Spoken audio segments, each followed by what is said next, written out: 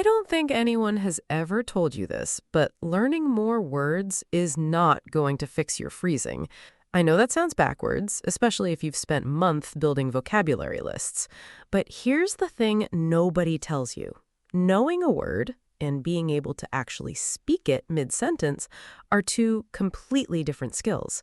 You can have 3,000 words sitting in your head and still blank out ordering a coffee, and there's a very specific reason for that. Hey, my name is Becca, and I help English learners improve their speaking without living abroad, memorizing grammar rules, or taking expensive classes.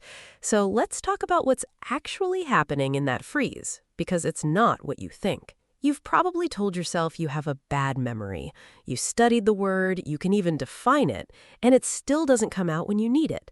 That's not a memory problem. Your brain memorized a definition of a word sitting still on a page, but it never practiced reaching for that word in the middle of an actual sentence. So when the moment comes when you have to actually speak English, there's nothing there to grab. And that's why the notebook lets you down. You fill it up, page after page, word after word, and it still doesn't save you when someone speaks to you in real time. You still blank out. You still say, all that effort and the freeze shows up anyway. That's not fair, but it is fixable. Quick reminder before we go further. You still need to learn a new vocabulary once. This isn't about skipping that step. This is about what happens after you learn it, a part almost everyone skips. So here's what actually rewires this. I call it the predict first method. Instead of learning vocabulary by memorizing what it means, you learn it by guessing how it's going to be used before you're told. You put your brain in the position of predicting, not storing. That's the switch. Let me show you how it works. Take the word priority. The normal way you and everyone's mother does is that you read the definition of the word, which basically means something important that gets attention first, and then you try to use it in a sentence. Watch what happens. My priority is, see that hesitation? That's you digging around for a word that was never actually there to grab. Now I want you to try it the other way. I'm going to give you 3 actual sentences using the word priority and no definition at all. The sentences are as follows. Getting this project done is my top priority. She made her health a priority this year. The headline said the government made jobs a priority. Listen to the sentences again if you need to.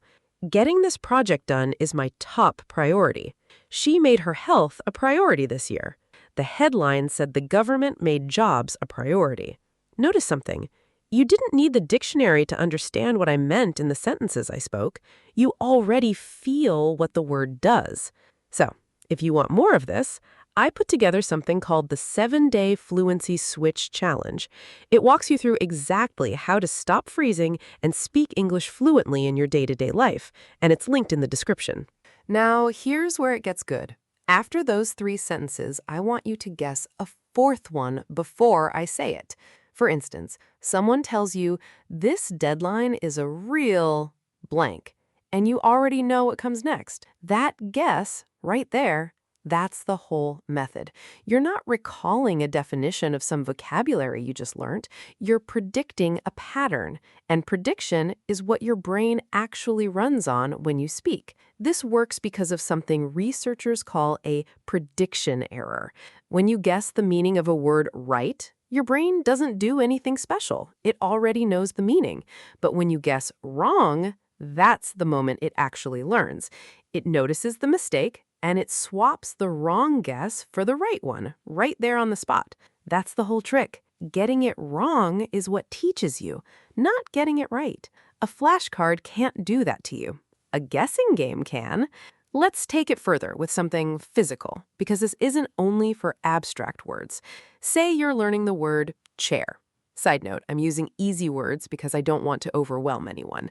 Okay, let's go on. Don't write the word chair 10 times. Get up right now, touch an actual chair, sit down in it, and say out loud, "This is my chair." That sentence is going to stick in a way 10 lines in a notebook never will, because now it's connected to something you felt, not just something you read. Here's a test for your memory, and it proves this whole idea in one line. You don't forget your best friend's name. You've never once made a flashcard for it, but you probably forgot a phone number you memorized last week. Same brain, same memory, completely different result. The difference is connection. Your friend's name is wired to a face, a voice, 100 memories. The phone number was just floating alone. That's exactly what's happening with your vocabulary list. The words are floating alone, disconnected from anything real, so your brain has nothing to hang them on. One more move that makes this whole thing stick fast. It's called the 5X rule. When you learn a new vocabulary, don't write it once and move on.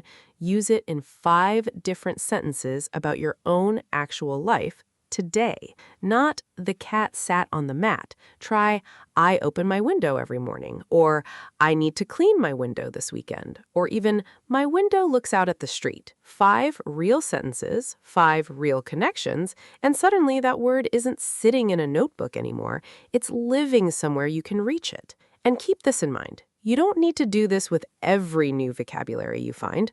Only chase the ones that actually show up in your life, the ones tied to your job, your hobbies, your daily conversations. Learning how to say solvency matters if you work in finance. It doesn't matter if you don't. Always remember relevance first, repetition second. So here's the one thing to do today. Pick one vocabulary you already know but never actually use and put it into 5 actual sentences about your own life out loud right now. You don't need more words. You need the ones you already have wired to something relevant to you and your life, so they're there the second you need them. This isn't about studying harder. It's about practicing efficiently, and you already have everything you need to start. Now, prediction only gets you halfway there, because a guessing game in your room is still not an actual conversation, and that's exactly why so many learners plateau right here. In this video right here, I show you how to practice your English speaking skills at home by yourself and no partner needed. Click here to learn how to do that. And if you haven't grabbed the 7-day Fluency Switch Challenge yet, it's linked in the description below. Go get it.